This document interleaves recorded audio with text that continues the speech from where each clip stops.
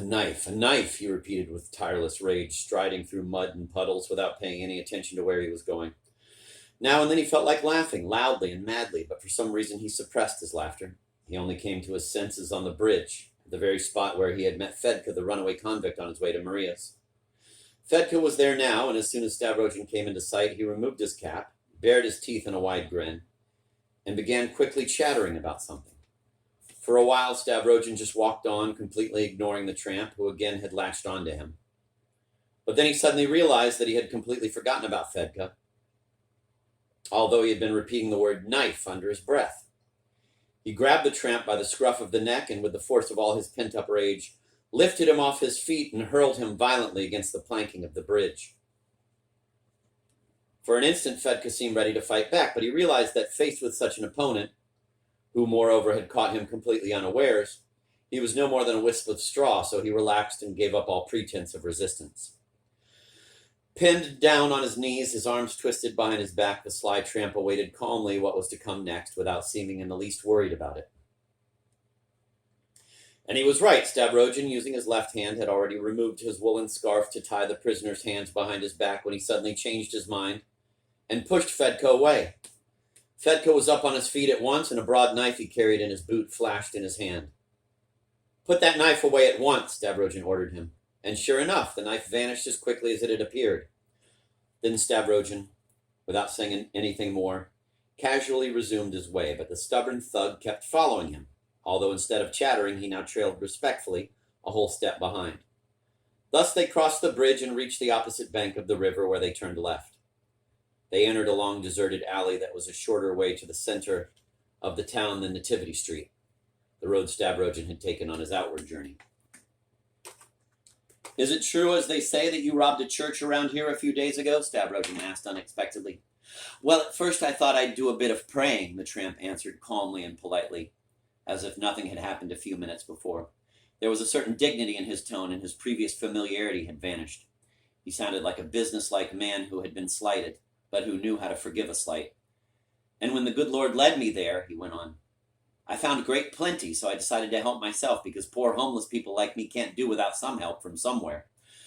And believe me, sir, it was a total loss to me, because the good Lord punished me for my sins. I got only 12 rubles for the censer, the pyx, and the deacon's strap, and I gave St. Nicholas' chin piece away for nothing.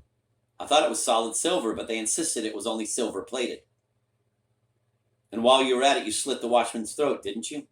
You see, sir, actually that watchman and I were in it together.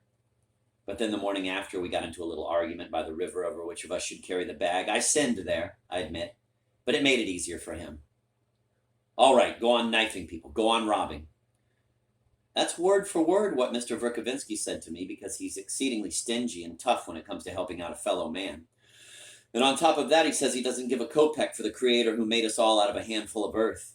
He claims that it was nature created us all down to the last beast, and he can't see that it's impossible to live without helping one another. When you try to make him see it, he just stares at you like a cow at a windmill. Really something amazing.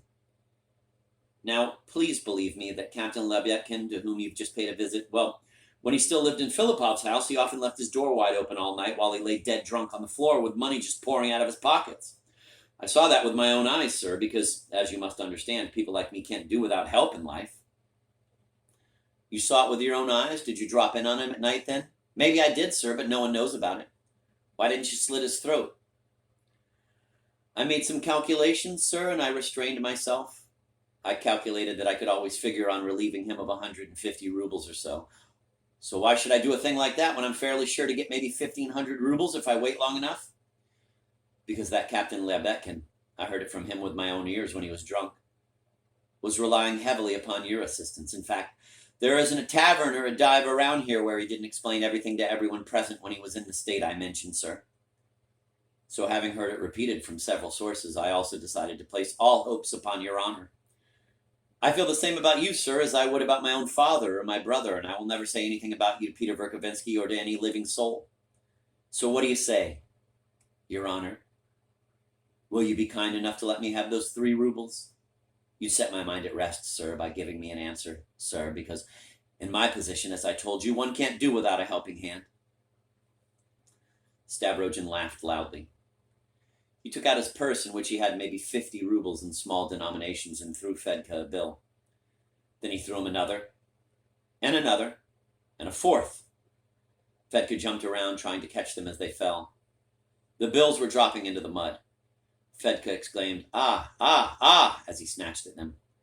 Finally, Stavrogin tossed the whole roll of bills at him and, still laughing, walked off. This time Fedka didn't follow him. He remained behind, kneeling in the mud and searching for the scattered bills that were sinking in puddles or being carried off by the wind. For a full hour his fitful cries of "Ah, ah, ah," rose in the darkness.